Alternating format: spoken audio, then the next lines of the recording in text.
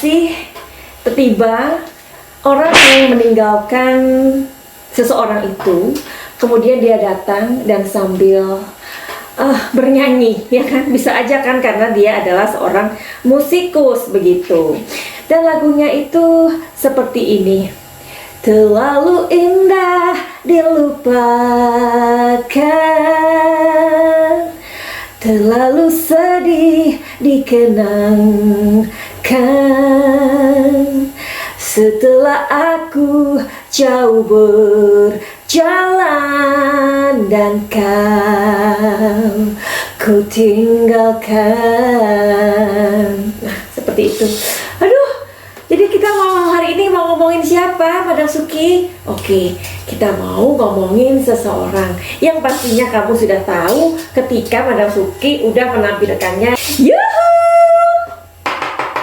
Anybody home? Semoga kita disinari oleh kasih dan cinta. Dan buat kalian yang baru pertama kali terdaftar atau kesasar di channelku ini, aku si pembisik hantu. Aku tinggal di Belanda dan di Thailand. Dan buat kalian yang selama ini mensupport channelku ini, banyak cinta buat kalian semua. Ketika Madam Suki mendengarkan atau melihat sebuah tayangan podcast di YouTube tentunya ya, jadi YouTube ini sekarang menjadi sebuah menggantikan TV gitu loh ya.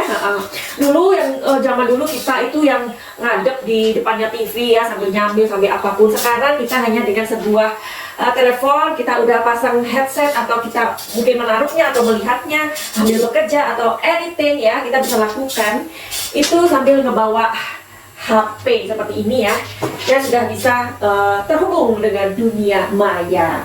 Nah, ketika itu Madam Suki melihat sebuah podcast di YouTube-nya Bunda Maya Estianti. Di situ ada seorang sosok wanita ya yang bernama Riri Virus.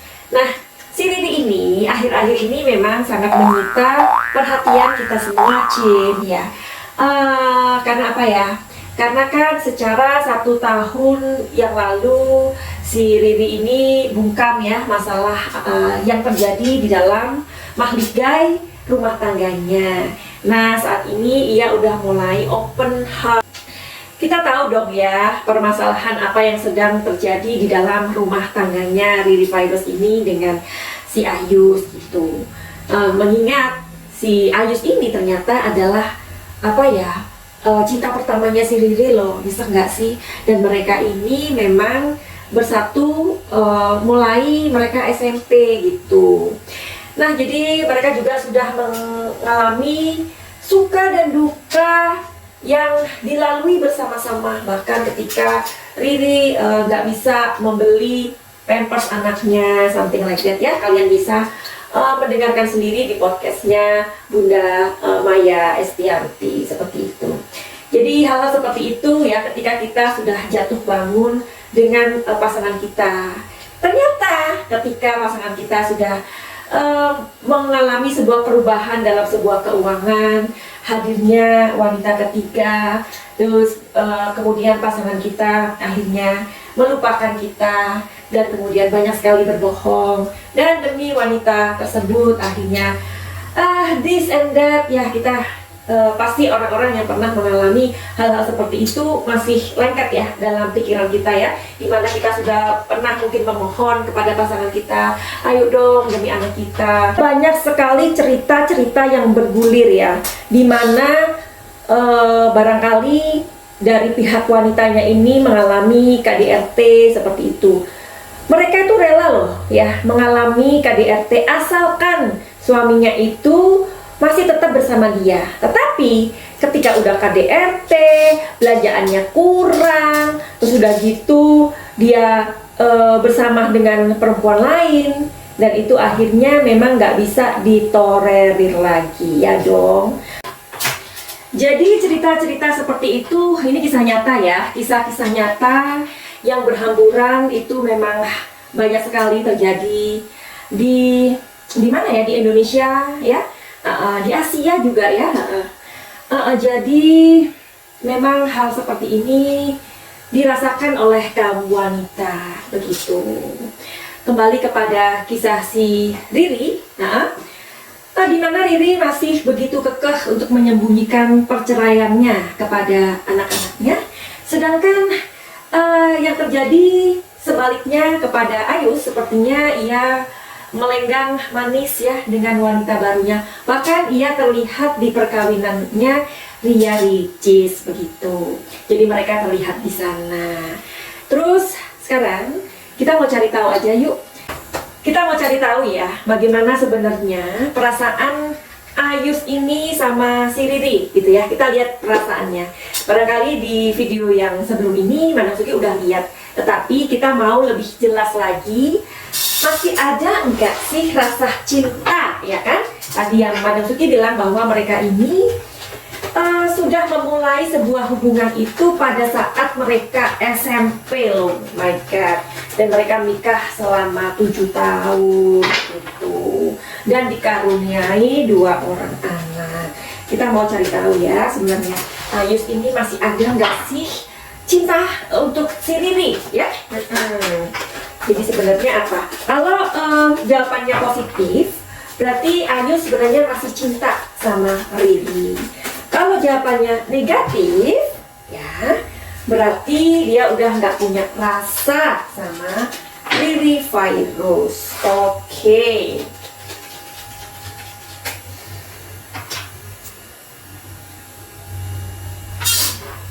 Lihat? Ya.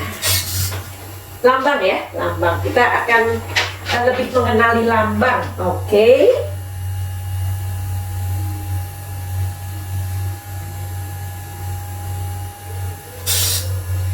Ini energinya positif, tetapi nanti aku baca. Oke, sekarang belum waktunya membaca.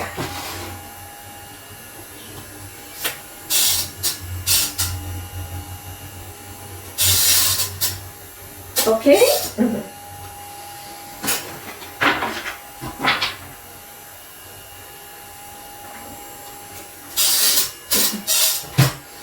Jadi perasaan Ayus sama Riri udah going with the flow. Artinya apa? Going with the flow itu artinya sudah ada wanita yang baru. Tentunya kalau sudah ada wanita yang baru yang lebih bagaimana ya, lebih menyita perhatiannya, yang lebih gimana ya? Ya kita tahu ya kadang-kadang cowok itu apa ya, sangat menyukai sebuah tantangan. Nah itu ya, banyak sekali cowok-cowok yang seperti itu. Padahal mungkin di rumah istrinya sudah cantik, udah ngeladenin dia, udah pinter, udah banyak hal lah ya. Tapi karena tantangan-tantangan di luar ini lebih mempesona, jadi ya apa boleh buat ya. Karena di sini artinya memang positif, tetapi perasaan itu sudah tidak ada ya. Karena di sini simbolnya adalah benar. Oke.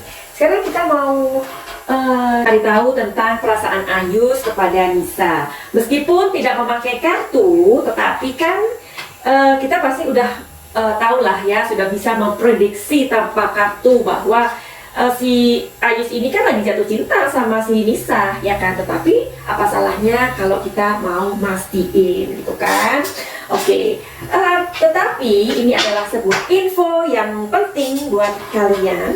Jika kalian mempunyai masalah dengan kekasih ya, dengan pasangan, jangan dibiarkan itu berlarut-larut ya. Karena kalau dibiarkan berlarut-larut, yang ada seperti apa ya, seperti api di dalam sekam. Ngerti nggak, Cin? Nah, jadi lebih baik kalian membutuhkan orang ketiga. Maksudnya di sini bukan saling selingkuh, bukan, tetapi orang ketiga di sini mungkin adalah keluarga. Keluarga itu dalam arti agar duduk di tengah untuk menjembatani. Sebenarnya kalian itu yang kalian butuhkan tuh apa sih begitu ya? Karena memang barangkali komunikasi udah nggak bagus lagi, atau sahabat ya, sahabat yang benar-benar dipercaya begitu. Jangan sahabat yang nanti akhirnya menikung, jangan ya. Jadi kan sekarang itu udah banyak sekali tuh teman makan teman tuh, aduh, sahabat apalagi ya. Jadi lebih baik keluarga. Nah kalau misalkan tidak bisa keluarga, ya kalian harus datang ke orang yang bisa menasehati dalam perkawinan. Nah, dicari itu. Mungkin sama-sama ke psikolog, something like that ya. Atau barangkali kalian datang ke Madam Suki. Apakah itu bisa diperbaiki, Madam Suki? Bisa dong. Kalau kalian masih saling mencintai, syaratnya harus saling mencintai dulu, ya. Saling mencintai, baru kemudian akan diperbaiki perkawinannya.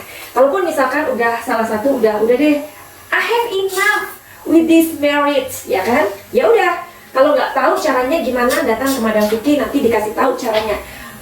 Barangkali itu butuh sebuah kekuatan untuk akhirnya dengan sama-sama gentle, meskipun gentle di sini dalam arti bukan laki-laki sama laki-laki, enggak, dalam arti keterbukaannya ya. Akhirnya bisa diputuskan, oke deh, aku sudah merasa tidak mampu lagi untuk menjalankan sebuah perkawinan ini atau bagaimana, dan itu nanti Madam Suki bisa menyelesaikannya untuk sama-sama mempunyai win-win solution begitu ya. Tapi ketika kalian datang ke Madam Suki, lebih baik untuk reading tarot dulu. Jadi masalah itu dilihat dari tarot, kartu tarot medianya, atau lewat palmistry ya, lewat tangan, atau lewat ampas kopi seperti itu. Nah, jangan takut, ini tidak ada kita atau Madam Suki berhubungan dengan jin manapun atau setan manapun ya, karena tarot hanya merupakan sebuah alat kerja aja. Kayak misalkan ya, dokter mau lihat tuh kondisi jantungnya, atau mau cari tahu gimana sih sebenarnya, karena dari detak jantung dokter akan tahu, oh ini berarti masalahnya ada di ginjal, oh berarti masalahnya ada di sini, seperti itu ya, karena mendengarkan dari nada atau ritme dari detak jantung. Sama tukang tarot pun melihat masalah klien dari ini, kemudian akan dicari tahu solusinya seperti ini, seperti ini ya. Jadi ini semua hanya alat kerja. Sama seperti tadi aku memberikan sebuah analogi tentang dokter tersebut ya. Oke, sekarang kita kembali ke pembacaan ya, mengenai perasaan Ayus kepada Nisa.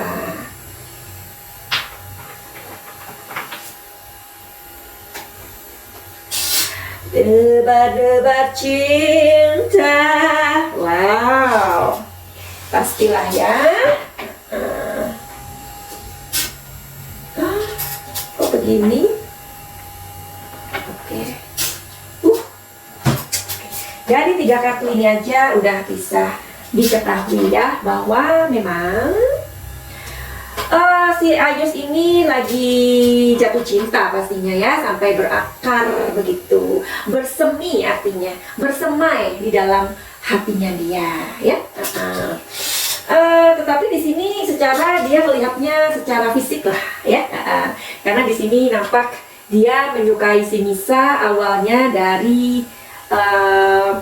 pandangan ya, kok anak ini cantik ya, orang ini cantik ya, kok imut ya, aduh. Setelah itu memang seperti pepatah Jawa ya, pepatah Jawa itu yang kayak bunyinya tresno jalaran soko blibet bukan ya, tresno jalaran soko kulino ya. Jadi nah inilah karena selalu sering memandangi Nisa, akhirnya dia jatuh cinta.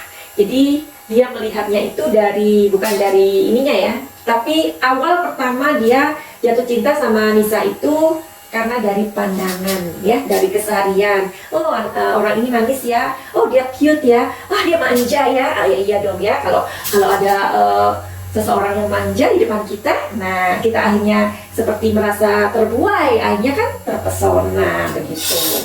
Karena pesona itu akhirnya sudah red atau sudah matang.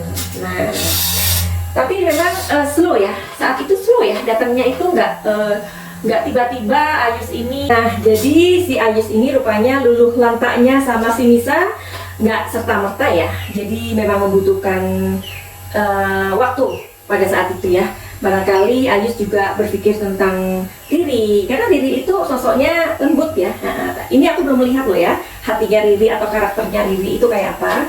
Tetapi Ayus harus berpikir pada saat sebelum dia jatuh cinta kepada wanita lain, dia sangat berpikir, apa iya perasaanku ini sama si Nisa, begitu ya. Ya, bagi Ayus seorang Riri memang nggak punya kelemahan ya, jadi semuanya perfect gitu loh. Tapi karena memang ya bagaimana ya, karena pesona itu terlalu besar, apalagi setiap hari ketemu, ya gimana lagi. Tapi mungkin nggak sih terjadi apa ya, maksudnya Ayus akan kembali kepada Riri seperti lagu yang nanti kita dengarkan bersama, oke? Selalu indah dilupakan, terlalu sedih dikenangkan. Setelah aku jauh berjalan dan ku tinggalkan, betapa hatiku bersedih mengenang kasih dan sayangmu, setulus pesanmu kepadaku, engkau kan menunggu.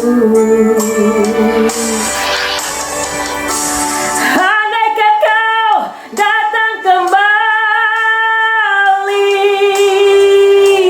jawaban apa yang kan ku beri?